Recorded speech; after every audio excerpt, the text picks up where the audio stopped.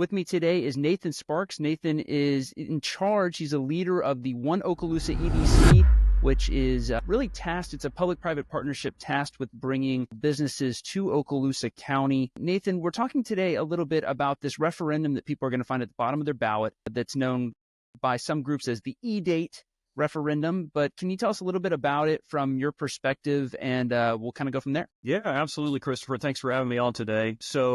Yes, so the Economic Development Ad valorem tax exemption is up for reauthorization on the November 5th ballot.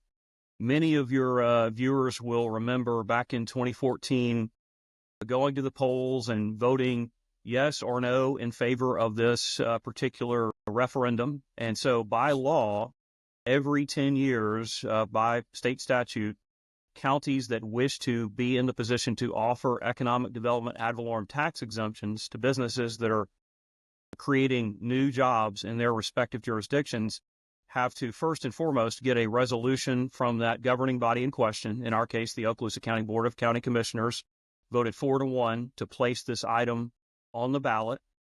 And then once that is done, then we as citizens of Okaloosa County have the opportunity to go and voice our support for this particular referendum. So the program itself, to get into the mechanics of it, it's been around more or less since the 80s. Okaloosa County has passed this initiative on 4 prior occasions. It is essentially a performance-based economic development tool that we have in our toolbox as a community to assist businesses that are committing to creating higher wage jobs in Okaloosa County.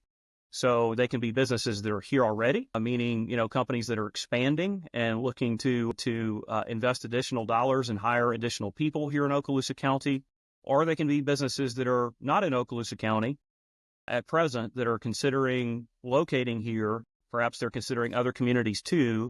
And obviously, in that case, it's a situation where they're weighing the possibilities in various locations, and they want to know what our community is willing to assist with as they make that potential transition. This tax exemption only applies to the county portion of the tax bill.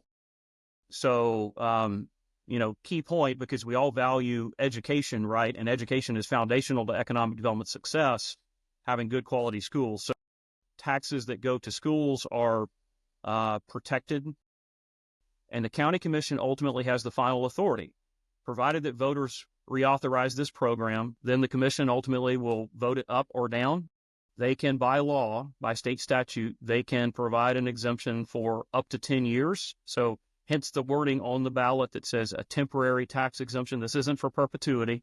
This is for a maximum of 10 years. And they can also decide, are they going to award 100% of that new improvement and that new equipment, the value associated with that, or is it going to be something less than that? It's something that's used very sparingly, I will say. Over the past 10 years, it's been used a total of 12 times. So it's not something like, the commission is awarding these things. All the chambers are on board. I know that One Okaloosa EDC is on board. Why is this a good idea? Thank you for that question. Let's face it, economic development is a competitive undertaking.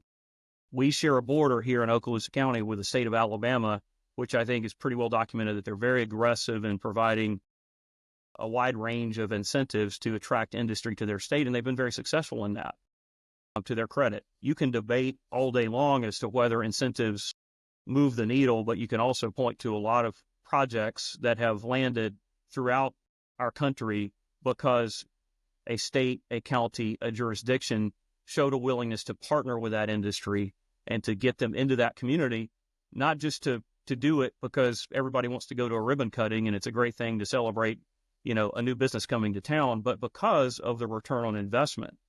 When you look at the value of jobs, and you look at higher wage jobs in particular, which is what this program that we're discussing today is really geared for. Companies to qualify have to create jobs at least 110% of the average wage of an area of our county in this case. And so these are jobs that are being created that move the needle economically, that circulate throughout our community as people spend money in restaurants and going to the movie theater and to dry cleaners and putting money in banks and so forth. That's why you see such wide support for this, is because people understand, hey, we're not talking about minimum wage jobs here. We're talking about jobs that ultimately lead to prosperity in our area. To continue to ensure that, we can be as successful as we possibly can as a community in attracting new industry that moves the needle. We've got the Shoal River Ranch Gigasite, which is under development as we speak, and the county has, to their credit, been very willing to set the table. I'll use an analogy there, set the table so we can invite guests over for dinner. Critical piece of the puzzle in terms of having the site is there. The infrastructure is being developed as we speak to ensure that it's truly a shovel-ready property. But the final piece of the puzzle, we've got great workforce, as you know, large part thanks to our military men and women who transition into employment opportunities in our community and all the great things happening in our schools and colleges. But we also have to have an ability to partner with industry to offer a program like EDATE that is performance-based, key word here, that we can actually show this company that has received this exemption has created the jobs that they pledged to create at the wage level they pledged to create. Unlike other states, and I'm not going to name them, where maybe there's an incentive program that somebody gets a blank check and a pat on the back and says, okay, thanks for committing. We'll catch up with you in 10 years or whatever. This program, Christopher, has annual accountability, whereby One Okaloosa EDC and the property appraiser's office manage a compliance process every year where that company has to provide verifiable evidence that they have created the jobs that they pledged to create at the wage level that they pledged to create them at. So in terms of an incentive program, this is about as ironclad as you can get. And we've got, some companies that some years don't, even though they've been given an award from the commission, they didn't hit the mark. And so they did not receive the exemption for that year in question. And it's open book whereby, a company understands that going in. They have a performance agreement with the county, and that's something they're going to be held to. And so one of the big critiques that came up when I spoke with Nathan Boyles is that he feels like it doesn't bring business that wouldn't come here anyway. Is there any evidence or anything that you would point to say that's not true? So I appreciate that. And Nathan and I, I've had this discussion, of course. I can tell you that if you ask any of the businesses that have received this exemption, and by the way, for your viewers, jobs4okaloosa.com, and that's jobs, F-O-R, Okaloosa.com, has an anthology of information. One thing that it has that speaks to this particular point is testimonials from businesses, from 5 businesses in particular that have received this exemption and have invested in new facilities in our community. And many of these businesses, Christopher, it's, companies like Gelato and Gulf Air Group and Props Craft Brewery and Boeing, and the list goes on. These CEOs and general managers of these facilities will tell you that were it not for this program, we would not have been able to do this project in this community. Because think about it, what we're getting from these businesses in return is a commitment to creating jobs that obviously cost that company money. But what we're giving them in return is a temporary exemption in terms of the property tax that they would pay for those improvements that they're making that house those jobs. So in some cases, would the company have created some level of jobs? Perhaps. But, the reality is they would have had to shell out more dollars for taxes, which would have meant that they had less dollars to apply toward hiring additional people, which are our friends and neighbors in this community. So I know for a fact that there are companies among that list that had, this was a competitive situation. Boeing, for instance, they were evaluating whether to do this expansion for this F-18A landing gear facility. Here, St. Louis, and Jacksonville were the 3 Boeing sites that were in competition. And they will tell you that because the county and this community showed a willingness to partner with them through this program, that went a long way towards solidifying their decision to do that here. GS Gelato just completed a new cold storage facility here.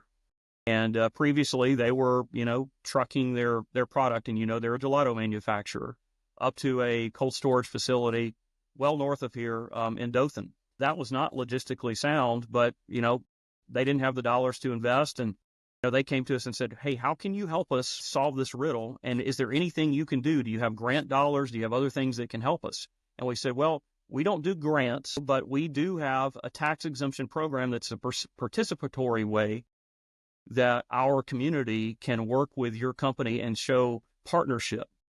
So I will tell you, anecdotally, we have lots of stories like that where companies have said, yes, this showed us that this company cares about our business, that they're willing to be a partner in our growth, and we appreciate that. So $100,000 over the last 10 years for this last 10-year cycle, correct? And then another $600,000 that's still coming in that cycle. Is that fair? That is correct. That's what has been awarded in total. Obviously, some of these were awarded this 10-year cycle, spanning from 2014 to 2024. Some were, awarded early in the cycle, and they're nearing the conclusion of that 10-year window of exemption potential, provided that they, do what they said they're going to do and create the jobs. But then some, like Gulf Air Group, were just awarded their exemption and haven't yet had the opportunity to go into performance. So, yes, bottom line is, to answer your question, a total of about $700,000 in change has been awarded in exemptions. And according to the Haas Center, this is where it gets really, powerful. Everyone knows the University of West Florida Haas Center, a very respected, economic analysis bureau within UWF. They did a study for us, and we went into it not knowing what it was, what the outcome would be. But we felt like this was something that voters needed to know ultimately as they're casting their ballots in favor of or against this issue. And we were really pleased to see that, yes, we've invested in terms of potential tax exemptions as a community, $700,000 for the 9 entities that have received those and have moved forward with their plans. But of those companies, they have also created, $19.1 million in payroll and north of 300 jobs. So, when you look at, the return on investment, and that's what you have to look at with any incentive program, obviously, is, are you getting, value markedly higher than what you're putting into it? What you're giving up is what you're getting in return, outpacing it. And essentially, to get $19.1 million in payroll in this community that circulates throughout and is spent, in our stores and restaurants and such, in exchange for giving up potentially $700,000 of tax revenue at the county level, I think that's pretty dynamic. And, I was really pleased to see that. But at the end of the day, I know that, the reality is, we're focused on competitiveness in terms of Okaloosa County, right? Keep in mind, we've got peer communities in Northwest Florida. We've got communities to our east and west, Walton County. We've got Santa Rosa County, Bay County, Escambia. All of those counties that I've named, Christopher, have this program, right? They have an economic development ad valorem tax exemption. And while those communities are my friends and we do a lot together to market Northwest Florida as a unified set of value propositions, in reality, when a company is considering us, in all likelihood, they're also considering Bay County, Escambia County, Santa Rosa County, Walton County. And if we're the lone county that does not have a tool to partner with a business appropriately that protects that investment and is compliance-oriented and performance-based, but if we're the lone county that doesn't have that type of program, it doesn't send the message that I think any of us want to send as a community, that we're effectively closed for business, that we don't want to compete, we don't want to attract new industries that allow our children and grandchildren to have the opportunities to remain here following their education, to come back here if they go off for education. And so that's really what, for me, this is why I'm spending so much time and energy doing this, honestly, Christopher. It's about setting the stage for the future and ensuring that we can be as successful as this county deserves to be. And if we don't have the tool, then I'm afraid that we'll be at a severe disadvantage. Last question from me, but on the admin cost side of thing, I assume that this has some intense level of administrative cost to administer this program, to make sure that all the people are giving the jobs at the level they're supposed to do and then doing all those checks. How labor intensive is that? And What is the cost of that on top of the tax incentive that goes with it? So most of that cost falls to One Okaloosa EDC. And for your viewers, we're a public-private partnership funded in part by Okaloosa County and other local governments, cities, and our educational partners are investors in our organization. But largely, we're funded by the private sector. We're actually more private funded than public funded. And so our cost, our staff time, myself and our project manager, we manage the EDATE program. So we handle the application process, as you heard me say, but we also handle the compliance process. And so from our standpoint, we work through that. We work with the county attorney. They have costs, of course, associated with, preparing the documents for review by the county commission and consideration by the commissioners. And then the county property appraiser's office, you heard me mention them. They're involved with us in the application stage and in the compliance stage because they have to determine, hey, this company is building a 100,000 square foot warehouse, and that taxable value at current millage rate would equate to X. And so they develop that spreadsheet, which we then present to the county commission. I can't speak to what their costs are, but obviously they have staff time. I will say that we have a good system in place. It's very, we've had this program in place more or less since the early 80s. And the compliance process has become even more ironclad over the past decade where we, have a performance agreement and there's annual accounting and accountability and compliance reporting as there should be.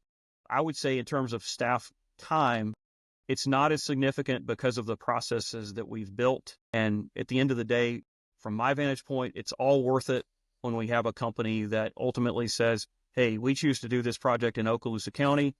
We appreciate the partnership that you've demonstrated through this program. And we understand that this community values us, either an existing business or new business. And your willingness to provide this exemption for this specific period of time is indicative of that.